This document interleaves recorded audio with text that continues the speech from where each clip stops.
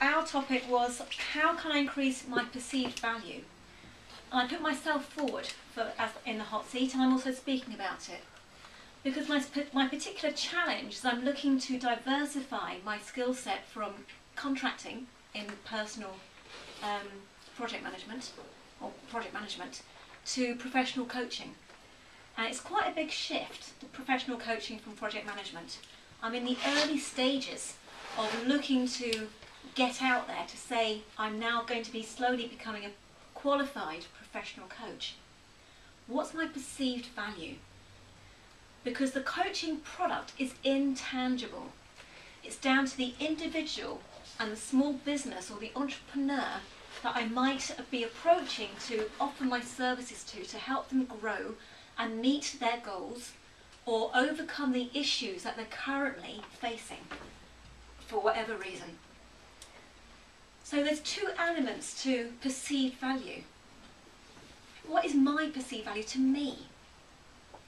What is my perceived value to the clients, to the customers? They're two different things.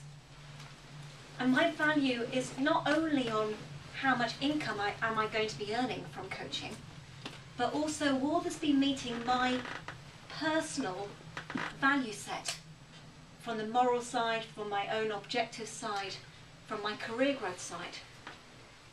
What is the perceived value from the client's perspective about what coaching is? Is it going to be helping them meet their goals, meet their issues, meet their growth targets, whatever it is that they're coming to me with? They're two very different things. I need to kind of get underneath the surface of my clients and of my customers to find out what is their specific goal. And a bit like the presenter earlier saying you've got to drill down, because they might come saying we want to make more money. That's a very big goal. But how can they break it down to make it more discrete steps to get to obtaining that goal for whatever target of more money that they're looking to meet?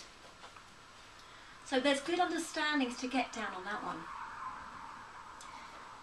But firstly, how do they get to know about me? Well, there's word of mouth. People say, oh, Dula's going into coaching. She's got some ideas, she's got some experience, she's got some testimonials behind her. Go and check them out.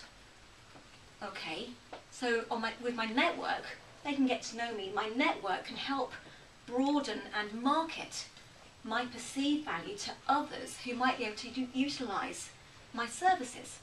That's great. But the networking can only go so far. One suggestion that came through with the little group was put a little website together, get evidence together on that website, and also when you're approaching people. It might be that I will give my diploma as concrete certificated evidence that I'm a qualified coach. Good point. Another thing is, if I'm going to get into executive coaching, that's a one-to-one. How much time can I have to give a one-to-one and earn income from it? It's not the best. What about going on a forum route? And a very good suggestion that came through was absolutely go and market for a forum, but do the forum with individuals from different industries so that they don't feel like they're in competition when they're raising an issue with others, but they're sharing an issue that other industries might also be experiencing. So there's going to be sharing of issues and feeling camaraderie with others and what they're doing, but also knowing that everything is confidential. It will stay within that coaching circle, within that coaching arena. Everything that's being said to an objective, independent listener is confidential to them. That's a specific value set that comes to the client. They can find out or pick up the phone or send an email or approach the website to get an answer or to get a sounding board to the issues that they have going on. That's a critical value to them. But one of the other critical things they'll be saying is, what are you charging? Well, for me, I need to research what do other coaches charge for their services. Now, I'm fully aware that the very well-respected coaches do charge a high value for an hour's service. I'm at the starting phase of my coaching service. I won't be charging that high value. But we all know that money speaks. If I was to go in there and say, yeah, it'll be 10 quid an hour, how would you rate me as a coach at 10 quid an hour? Oh, you're pretty pathetic and pretty poor, pretty drab, you probably don't know what you're talking about. True.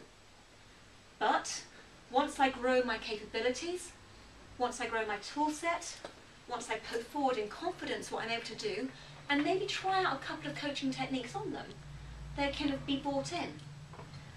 Then the key thing is doing an introductory meeting. I'm not going to charge for that. Get to know them. Do we get on? Because key to this is, do they know me? Do they like me? And will they trust me? Likewise, will I know them? Will I trust them? Will I like them? You have to get on with your client. If I don't get on with them, I won't take them on board. It's not worth it. But I might be able to recommend them to an associate professional in the coaching industry. That's one thing to do.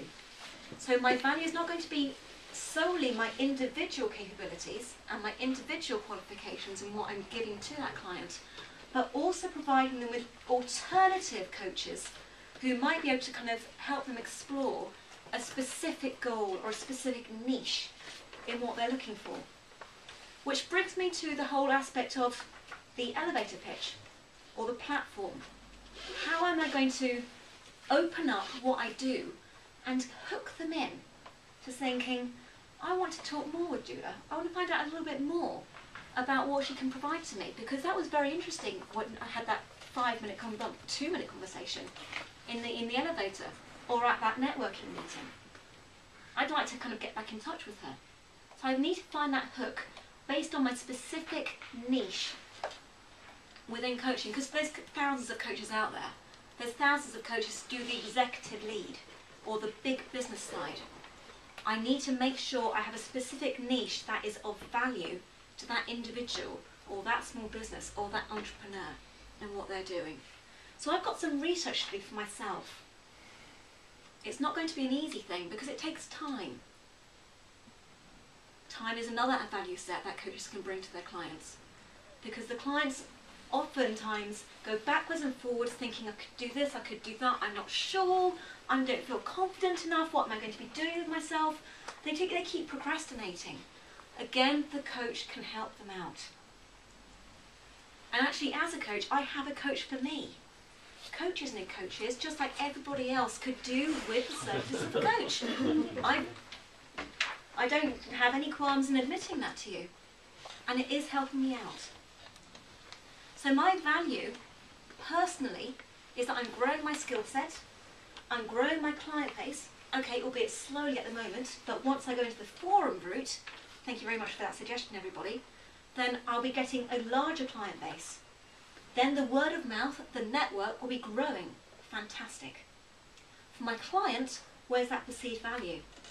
I'm giving them an independent, objective person to help support them into meeting their issues, achieving their goals, meeting their aspirations almost. Sometimes they're lacking the confidence or the capability, or they think they lack the capability to get something done. We all have it within ourselves and within our networks and our families and our friends and within our peers to help meet our goals, to overcome those obstacles and issues. It's a big thing.